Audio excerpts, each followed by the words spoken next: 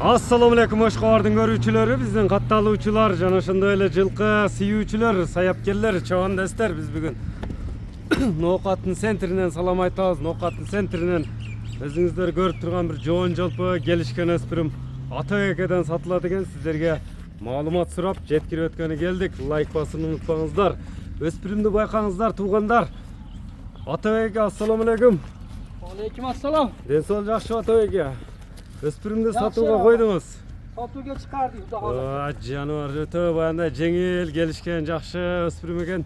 Жаш канча дем өспүрүм деп калдык? Жашы 3 жаш. Бышты 3 жаш. 3 жаш. Сүрөткө сүрөт туруштары. Туруштары, юристтары бар. Узундугу, мындай жоон жолпулугу, сын сыпаты бир өзгөчө экен, жаныбар. Эми бул бою канча чыгат? Породасы кандай? Bunu parodası Rusya'dan gelgen жылкы. Россиядан келген. Boyu boyunca 65 çıkar. 65 kölçe болот. Peki. Азобу же мингиби? Mingi qilib qo'ydik. 3-4 yolu mingildi. Yaxshi. 3-4 жолу минилди. Tarbiyasi ham yaxshi. Kami yo'q tarbiya. Minse болот.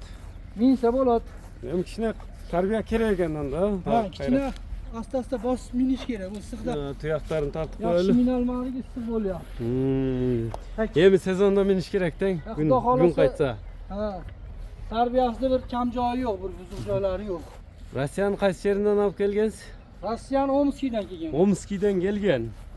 Тени башына жебичине жооп бересиз. Xudo xolasa. Мына бастырыңча мындай чатка аяктарынын арка алдынан көрөлү, туугандар мына көрүп турасыздар. Кличка койдуңуз, койбодуңузбу буга? Kilishkani endi. El qo'ysin. Ел кое берсин. Бурул пышты. Ha, Xudo xolasa. Самый главный жебичине ден соолугуна жооп берем дедиңиз. Омскийден келген. Теп тиштеп жаман өнөрү жок, адамга жакын эле. Жакын адамга. Үйрөтүш кандай болот? Үйрөтүш yaxshi, үйрөтүш ham juda yaxshi. Тарбияга жакшы эле, мындай көп эле корс эмеспи? Yo'q, o'ta эле qo'rs emas. Ustiga chiqsam tez. Üstüne çıksanız tez. Просто issiqda tushtirib olmayin deb ele. Jetelep çıkarıp atasız. Jetelep ele chiqarib qo'ydik. Mana görüңүздөр, тегеретеп тартып коелу. Эми ел койсун дедиңиz. Baası kança? Baası aytılabı? Baası 350 min dep koyduk aga. 350 min som. Kemi süйлөшүүлөр болот. Мына 350 min деп айтылды. Эми номерлерди дагы айтып өтсөңүз. Telefon номерлер. Telefon nomerler 555 bilan. Plus 996 555 менен 09 09 18 18 09. 09 номери менен байланышасыздар. Онда содаңызды берсин. Биз чыгарылышты жыйынтыктадык.